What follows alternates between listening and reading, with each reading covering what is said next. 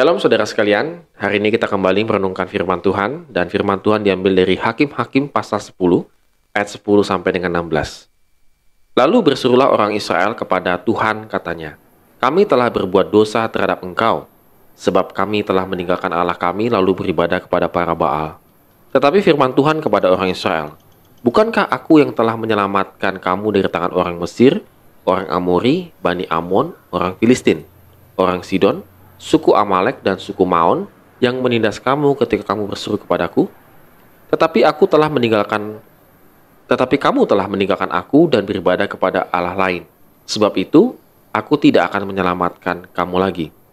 Pergi sajalah berseru kepada para Allah yang telah kamu pilih itu. Biar merekalah yang menyelamatkan kamu pada waktu kamu terdesak." Kata orang Israel kepada Tuhan, "Kami telah berbuat dosa. Lakukanlah kepada kami segala yang baik di matamu, hanya tolonglah kiranya kami sekarang ini." Dan mereka menjauhkan para allah asing dari tengah-tengah mereka. Lalu mereka beribadah kepada Tuhan. Maka Tuhan tidak dapat lagi menahan hatinya melihat kesukaran mereka. Saudara mungkin pernah membuat kue dan hasilnya kue itu menjadi bantet alias tidak mengembang. Kita tahu bahwa kalau kue ataupun roti yang bantet tidak mengembang, tidak layak untuk dikonsumsi, dan biasanya kita akan membuangnya. Mengapa kue atau roti itu tidak mengembang menjadi bantet begitu? Karena ada satu proses, entah proses dalam pembuatannya atau materi-materi bahan yang dipakai itu kurang bagus. Atau ada satu proses yang kita lewatkan dan kita tidak teliti. Misalnya tentang suhunya, suhu panas untuk membuat roti ataupun kue tersebut. Ketika suhu itu kita tidak atur sedemikian rupa, maka hasilnya bisa menjadi bantet. Nah, demikian juga dengan bangsa Israel. Ada satu proses dalam kehidupan mereka yang mereka lupakan, yaitu beribadah kepada Tuhan. Saudara, ibadah itu adalah sebuah pilihan. Apakah saudara dan saya ingin beribadah kepada Tuhan atau tidak? Apalagi di tengah pandemi seperti ini, ibadah kita ibadah online, cenderung online. Anda bisa kapan saja, di mana saja untuk melihat ibadah, menonton ibadah. Baik itu di YouTube, Facebook, dan lain sebagainya. Namun akibatnya, saudara sekalian, ketika kita beribadah secara online, maka kita cenderung untuk melakukannya dengan tidak sungguh-sungguh. Nah, kalau saya sih berpikir, oke lah, melakukan tidak sungguh-sungguhnya itu kita skip dulu ya, kita lewatin. Tapi setidaknya apakah ibadah yang kita tonton itu dapat merubah kehidupan kita semakin percaya kepada Tuhan atau tidak? Atau ibadah itu menjadi sebuah formalitas, yang penting saya sudah nonton ibadah di YouTube, habis itu selesai. Lalu hidup saya tidak mengalami perubahan. Ini yang bahaya. Ini yang dialami oleh bangsa Israel. Ketika mereka memilih untuk menyembah para Baal, kalau saudara bisa lihat konteks ini di ayat yang ke-6, maka orang Israel itu melakukan yang jahat di mata Tuhan.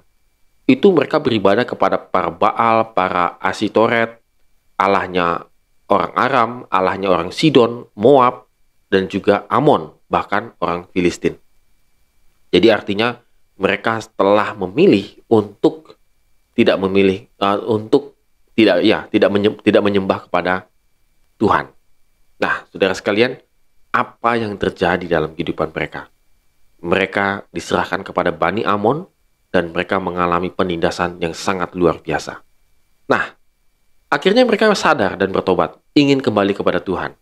Dalam konteks ini adalah Yahweh. Mereka kembali lagi kepada Tuhan. Tetapi saudara, ada proses yang harus mereka lewatin untuk kembali kepada Tuhan. Yang pertama adalah kesadaran. Mereka harus memiliki satu kesadaran penuh bahwa mereka telah berdosa dengan menyembah kepada Allah, bukan kepada Yahweh. Memang hal ini terungkap di ayat yang ke-10. Namun kesadaran ini mereka rasakan atau mereka lakukan karena mereka sadar mereka telah ditindas oleh bangsa Bani Amon selama 18 tahun. Maka ketika penindasan itu terjadi begitu hebatnya, akhirnya mereka sadar bahwa mereka telah berdosa di hadapan Tuhan. Mungkin sama dengan kita, saudara. Ketika kita mengalami kesukaran hidup, mengalami berbagai macam tekanan dalam hidup ini, baru kita sadar kita butuh Tuhan. Oke, di level ini it's okay. Kita sadar kita butuh Tuhan. Tetapi, ada yang harus dilewatin berikutnya.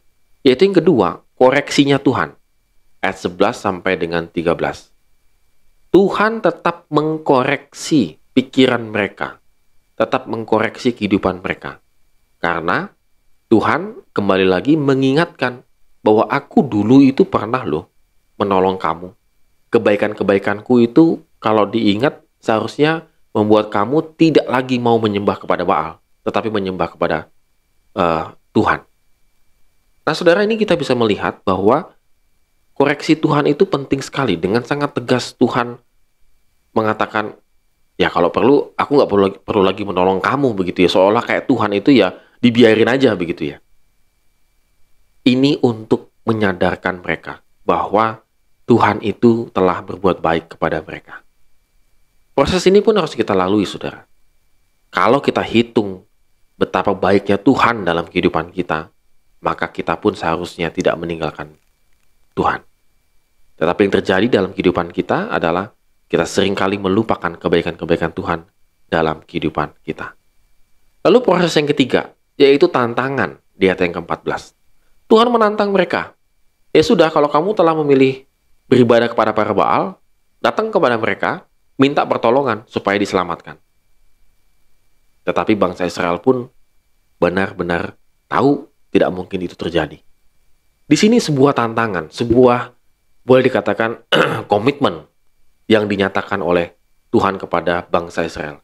Apakah kamu sungguh-sungguh akan berseru kepada Tuhan atau tidak, atau masih tetap memilih yang lainnya? Di mana komitmenmu? Saudara, ini penting sekali, saudara, dalam kehidupan kita, yaitu kita berkomitmen untuk setia kepada Tuhan. Apapun yang terjadi dalam kehidupan kita. Terkadang kita cuma lip sync setia kepada Tuhan, tetapi sebenarnya tidak demikian. Bahwa yang benar itu adalah kita harus tahu persis mengapa saya memilih Tuhan Yesus Kristus menjadi juru selamat dalam kehidupan saya. Ini harus kita pilih, kita renungkan dengan sebaik-baiknya. Kalau proses ini kita lewatin, nanti ada hal-hal yang lain terjadi dalam kehidupan kita. Artinya kita tidak menjadi kuat dalam iman kita. Dan yang keempat, prosesnya adalah action-nya. Ayat 15 sampai dengan 16. Bahwa bangsa Israel tidak hanya memohon, namun mereka benar-benar menyingkirkan Baal-Baal mereka dan mereka berbalik kepada Tuhan. Satu tindakan yang nyata, bukan tindakan yang ngawang-ngawang. Ini pun proses yang harus kita lewati. Bahwa ketika kita ingin kembali kepada Tuhan, maka seluruh hidup kita harus mengalami satu perubahan. Bukan lip sync, janji, komitmen semata-mata, tetapi perubahan yang nyata dalam kehidupan kita. Nah, saudara sekalian, ini adalah menjadi perenungan kita pada hari ini, adalah aplikasinya ataupun dalam perenungan kita. Apakah kita pernah mengalami proses ini, yaitu sadar kita membutuhkan Tuhan, kita siap dikoreksi Tuhan, kita siap untuk berkomitmen setia kepada Tuhan, dan kita siap untuk melakukan perubahan dalam hidup ini.